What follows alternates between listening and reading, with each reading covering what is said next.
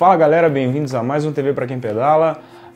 Bom, depois de 3 semanas aí parado, não gravei nas últimas 3 semanas, viagem, carnaval, também sou filho de Deus, aquela coisa e tal. E essas semaninhas aí não gravei, mas voltando agora, bastante assunto no episódio dessa semana. Vamos falar aí de aposentadoria de alguns ciclistas importantes, algumas corridas, downhill lá em Santos e tal. Enfim, então vamos começar aqui mais uma edição do TV Pra Quem Pedala.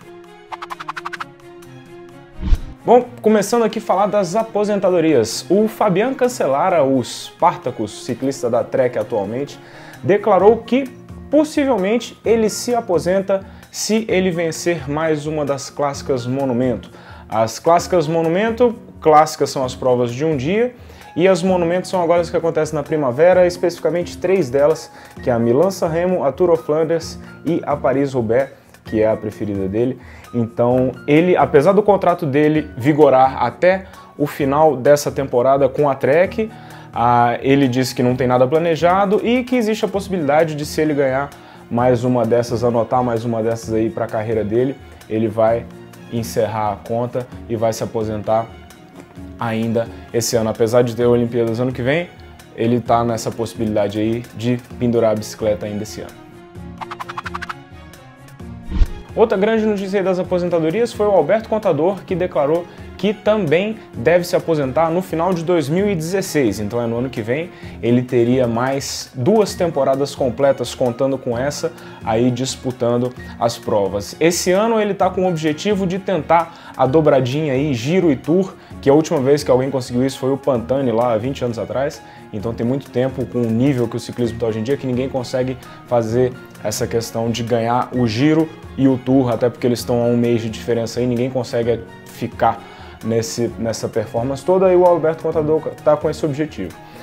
Ele também disse que não tem nada muito planejado e tal, e que possivelmente, se nada atrapalhar ele, se ele não tiver nenhum problema aí de saúde ou uma queda que atrapalhe ele de participar de alguma corrida importante, que a meta dele é cumprir os objetivos nesses próximos 2 anos e depois se aposentar. Ele não falou nada especificamente sobre as Olimpíadas, mas quando ele esteve aqui no ano passado, ele disse que se tiver um percurso aí com bastante subida, que ele imagina que venha disputar as Olimpíadas aqui no Rio em 2016.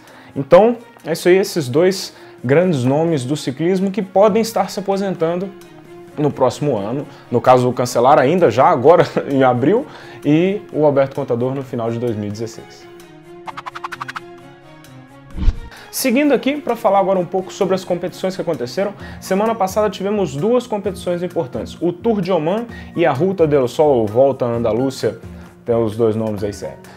Primeiro falar do Tour de Oman, que começou primeiro, uma competição que acontece em Oman, a maioria das etapas são planas e foi marcada por muito calor e tempestades de vento assim incríveis. Segunda etapa foi vencida pelo Fabian Cancellara, que conseguiu vencer um sprint em subida, e ele bateu o Peter Sagan, inclusive, que o Peter Sagan é um especialista nessas sprints aí em subida, mas o Cancellara é muito forte, já está mostrando aí que está bem preparado para as clássicas que ele está querendo aí ganhar para ver se aposenta no mês que vem. Então foi vencida a segunda etapa pelo Cancellara. E na 4ª etapa, que foi a única etapa aí que teve uma montanha um pouco mais complicada, foi o que a prova foi definida na classificação geral. O Rafael Ferri da Lampre largou para trás o TJ Van Garderen da BMC, e com essa vitória ele conseguiu uma pequena vantagem que assegurou com que ele vencesse a corrida na classificação geral. A 5ª etapa da prova, por conta de fortes tempestades de vento e o calor que estava muito grande, acabou sendo cancelada, então não houve a 5ª etapa do Tour de Oman, e a 6ª etapa foi uma etapa mais plana. Foi uma vitória de fuga, quem venceu foi o Matthias Brandel, atual detentor do recorde da hora. Não sei se vocês estão vendo aí essa coisa toda, todo mundo tentando o recorde da hora. Ele é o atual detentor e ele saiu numa fuga, e dentro dessa fuga ele conseguiu largar os outros parceiros dele para trás e venceu a última etapa. O Peter Sagan bateu a primeira chegada dele, só que lá no pelotão, que já estava lá em 6º, 7º lugar. Então não valeu o Peter Sagan, ainda está devendo um resultado aí para Tinkoff Saxo. Falando agora da Volta a Andalúcia, o Ruta del Sol, a grande questão do que aconteceu nessa prova foi o primeiro duelo aí da temporada entre Chris Froome e Alberto Contador. Tava todo mundo aí esperando como é que ia ser isso, e acabou um dando uma porrada de um lado, outro dando uma porrada do outro, e o Froome acabou levando a melhor. O Contador, na verdade, ele assumiu a liderança da prova já na primeira etapa.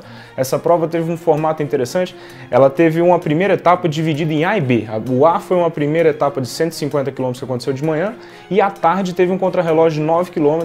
O Alberto Contador, na etapa de contrarrelógio, ganhou a liderança e vestiu a camisa de líder na prova e usou ela até a quarta etapa. Na terceira etapa, foi um final de montanha muito duro, uma subida muito inclinada, e o Alberto Contador aproveitou de um trabalho incrível que a equipe dele fez e largou o Froome para trás e conseguiu botar 30 segundos de vantagem, ou quase 30 segundos de vantagem, em cima do Froome, e parecia que o cara estava realmente voando demais e que o Froome não estava com essa perna toda para acompanhar o Contador e conseguir vencer a competição, que é na Espanha, a casa do Contador.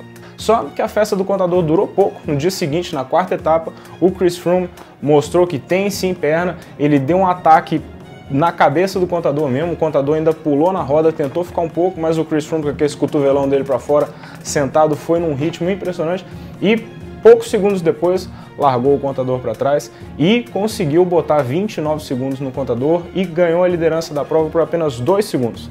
O Contador não conseguiu aquele pedacinho ali, aquela acelerada final, para conseguir tirar os 2 segundos e manter a camisa de líder, e como a última etapa foi uma etapa plana, o Froome acabou vencendo na classificação geral, na casa do Contador, e mostrou assim, que apesar do Contador estar nesse projeto aí de vencer Giro e Tour e tá realmente muito bem, ele vai ter concorrente e não vai ser tão simples assim a vida do Contador.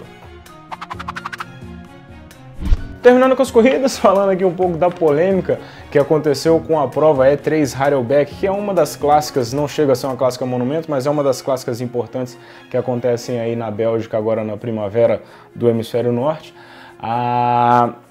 Eles, por conta de uma coisa que o Peter Sagan fez no Tour of Flanders de 2013, há 2 anos, que ele apertou a bunda da modelo lá que deu a premiação para o Fabian Cancellara no pódio, eles botaram esse cartaz que faz a insinuação a essa questão, e tem escrito lá em belga, que a tradução significa quem é que vai apertá-los lá em Harelbeke, ou seja, aí com essa foto aí quase pegando na bunda da menina. E isso, lógico, hoje o mundo vive um acesso de politicamente correto que cansa um pouco, mas enfim, não vou dar muita opinião sobre isso. Então gerou toda uma coisa nas redes sociais, falando que aquilo é machismo, falando que coisa realmente tá certo. E aí, por conta dessa repercussão toda, eles falaram que usaram essa questão da polêmica para chamar a atenção, realmente chamaram a atenção, mas acabaram chamando a atenção de uma forma meio que negativa, e depois disso tudo eles resolveram tirar o uso dessa imagem e voltaram a usar outra imagem que ninguém nem sabe o que é, só ficou sabendo dessa aí da bunda. Vocês se lembram do Fernando Gaviria, aquele ciclista que ganhou 2 etapas do Marc Cavendish lá no Tour de São Luís, que surpreendeu todo mundo? O Marc Cavendish disse que nunca tinha ouvido falar do cara, mas ficou impressionado, aí foi perguntar, o cara vinha da pista e tal. Pois é, esse mesmo cara venceu o que estava rolando agora em Saint-Quentin, na França, o Mundial de Pista da UCI, e o Fernando Gaviria ganhou, é o campeão mundial de uma das modalidades, que é a modalidade do Omnium, que é uma das provas mais complexas e completas lá, é uma prova de resistência, não é sprint nem nada, no velódromo, então ele é o campeão mundial, e após vencer o Cavendish e vencer o campeonato mundial, ele foi contratado pela Ethics, a equipe do Cavendish, e assinou um contrato de 2 anos. Então, realmente, a performance dele impressionou, e acho que a Ethics fez aquela estratégia de deixar os amigos próximos e os inimigos mais próximos ainda, né? O Cavendish deve ter ficado até feliz que ele não vai mais perder do Gaviria nos próximos 2 anos. A Ethics disse que tem observado a performance do Gaviria por 12 meses e tal, mas acho meio estranho que, como o Cavendish disse que nunca tinha ouvido falar do cara, de repente eles falam que vem observando e tal, não sei. Sei que o ciclista colombiano ganhou esses 2 anos de contrato com a Ethics, que é fantástico pro cara, né? Um sprinter, a Colômbia geralmente é uma grande exportadora de montanheiros pro World Tour, e agora vem um sprinter, lá tem ciclista bom de tudo que é tipo, mas um cara aí entre os grandes sprinters do mundo. Para encerrar aqui, tivemos no final de semana passado a disputa lá da descida das escadas de Santos, que é a prova de downhill mais famosa aqui do Brasil, e mais uma vez o eslovaco Filip Polk ganhou, é a 5ª vez que ele ganha. Dessa vez foi por bem pouco, que o Tomas Slavik, por menos de 1/10 de segundo, não tirou o tempo dele. O Filip Polk completou o percurso em 55 segundos, 760 milésimos, e o Slavik terminou em 55 segundos, 852, ou seja, de 760 para 852 é menos de um décimo de segundo, então foi por muito pouco aí, mas de qualquer forma, não tem si, né? Só quem passa a linha primeiro, se for por um pentelésimo ou 1 quilômetro, Polk que ganhou, 5 vezes campeão. Os brasileiros, o Silvio César e o Wallace Miranda ficaram na quarta e quinta colocação, ocuparam lugar no pódio, parabéns para os brasileiros. E eles completaram com o tempo de 56.833, ou seja, 1 segundo atrás do segundo colocado, no caso do Silvio, e o Wallace Miranda com 57.253, aí meio segundo mais ou menos atrás do Silvio. De qualquer forma, é uma pista muito complicada, muito técnica, passou na Globo e tal, massa. Parabéns aí para os brasileiros por terem conseguido completar essa prova e ainda conseguir o pódio aí junto com os melhores do mundo nessa modalidade do downhill urbano. Bom, pessoal, é isso. Ficou bastante coisa aqui nessa vez, mas espero que vocês tenham gostado. Se tiverem gostado, dá o like. Se não gostou, dá o like também. Compartilha, curte a gente aí, Instagram, Facebook, essa coisa toda. E até semana que vem, gravando aí, para vocês ficarem informados do que tá rolando no circuito. Beleza? Falou, aquele abraço.